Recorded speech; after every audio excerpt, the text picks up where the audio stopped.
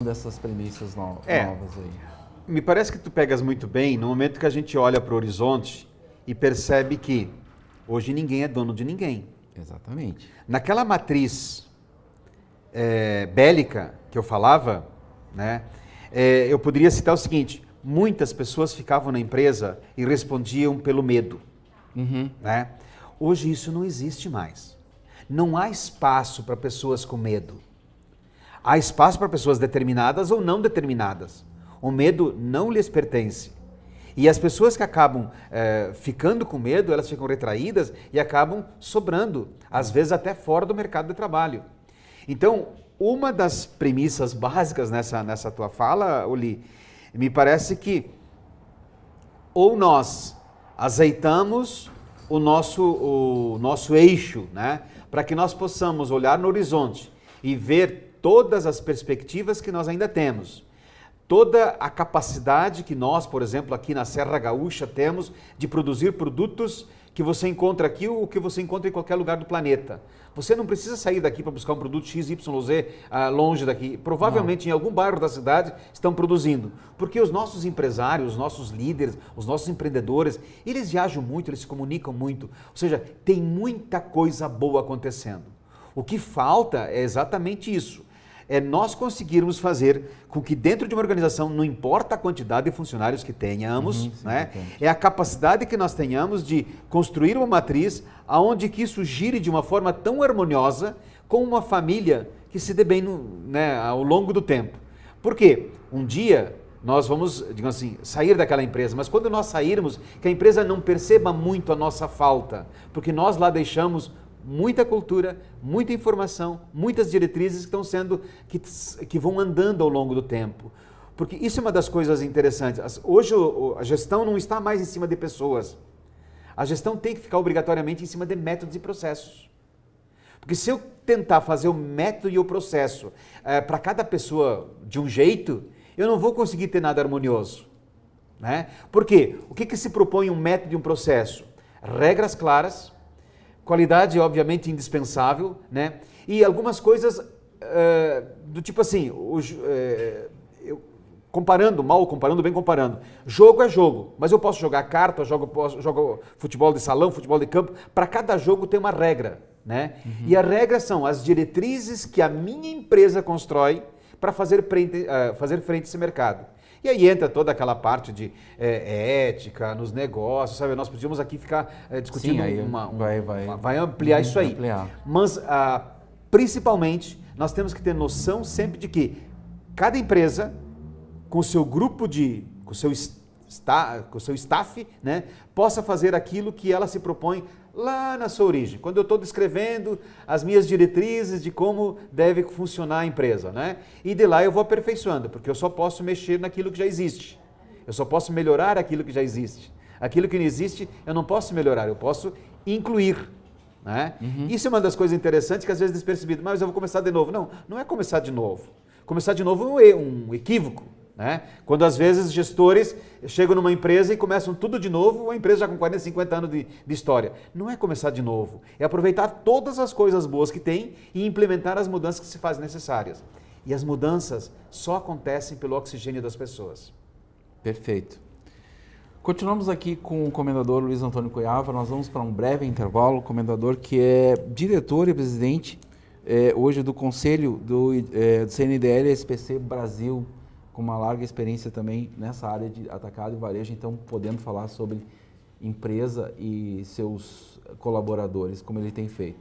Vamos para um breve intervalo e em seguida retornamos.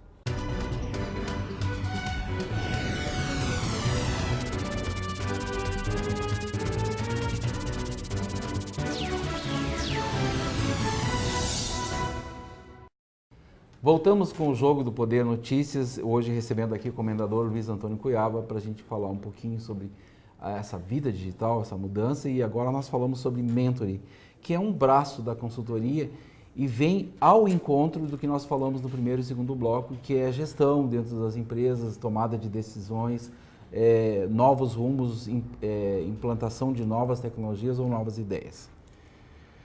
Primeira coisa, Mentory é uma palavra nova, né, no mercado, e eu gostaria de começar define para nós o que é mentoring e por que ela é diferente da consultoria.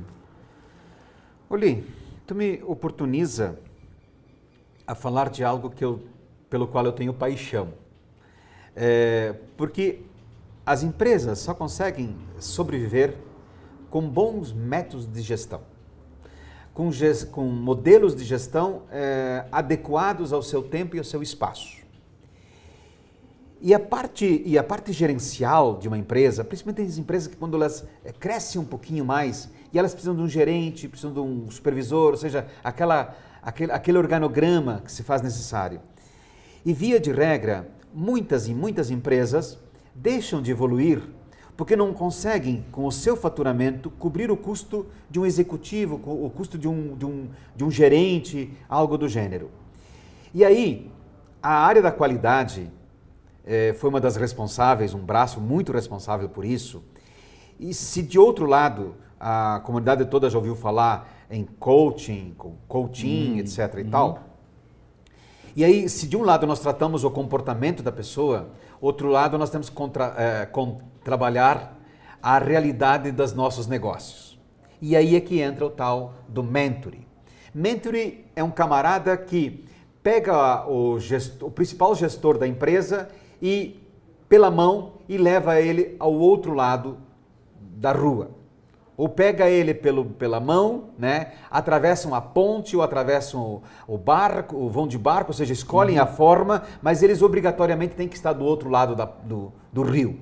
Por quê? Porque esse mentor, via de regra, é um camarada que consegue enxergar naquele segmento de negócio que aquela ponte vai ruir, ou aquele caminho vai se interromper, e ele tem que estar do outro lado.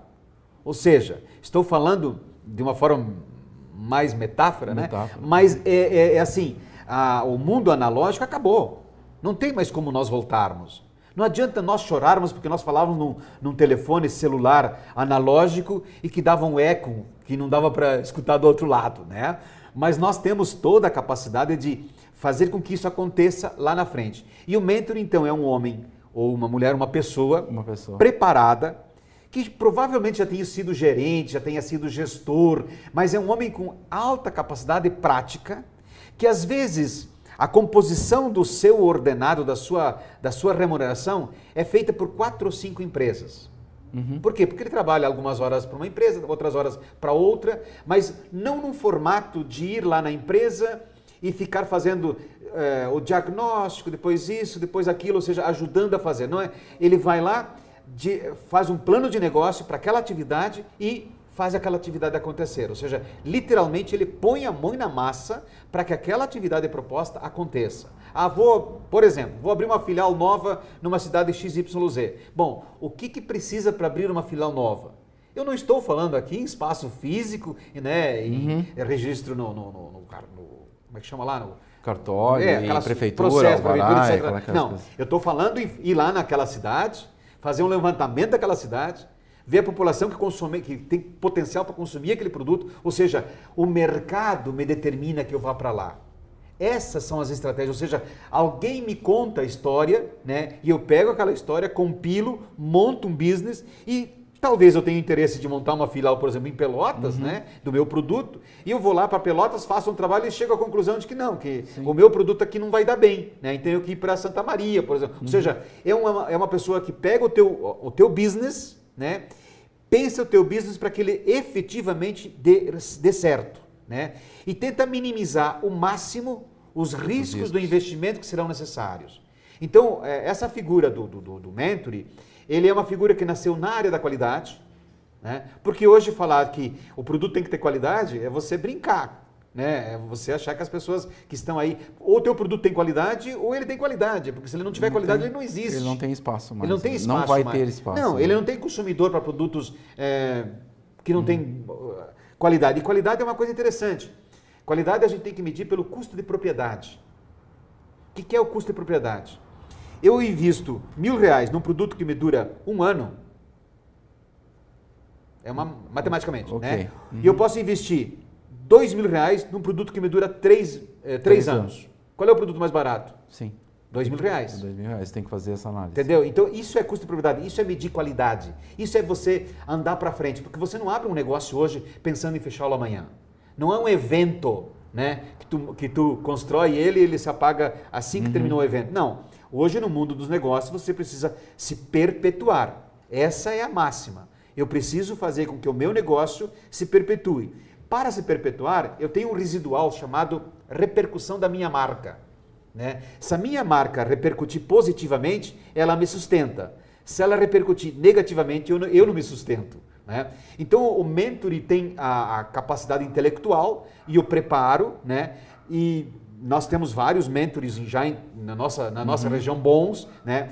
Pessoas que vieram da indústria, que conseguem ter uma boa percepção, pessoas que vieram do comércio, da área de serviços, mas, fundamentalmente, tu só pode ser mentoring se você tem todas as ferramentas de tecnologia que possam te auxiliar nos teus projetos.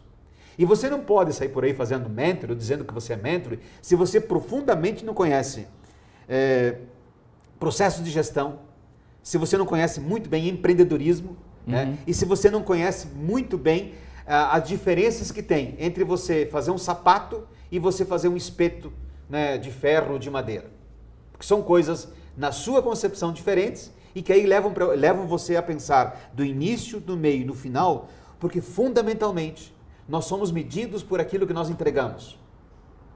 Nós não somos obrigados a entregar tudo. Nós somos obrigados a entregar tudo daquilo que nós prometemos. E nós só podemos prometer aquilo que nós sabemos fazer.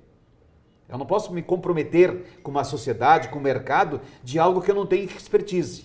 Né? Então, as empresas multinacionais, e aonde isso se aplica melhor, né, a gente percebe que essa atividade de mentoring, que na verdade ontem as empresas tinham margens maiores e possibilitavam você ter um gerente exclusivo, hoje você tem que compartilhar um gerente, né, em 1, 2 ou 3 empresas para que você possa ter o seu resultado como empreendedor, né, e a pessoa que faz esse papel tenha uma remuneração adequada.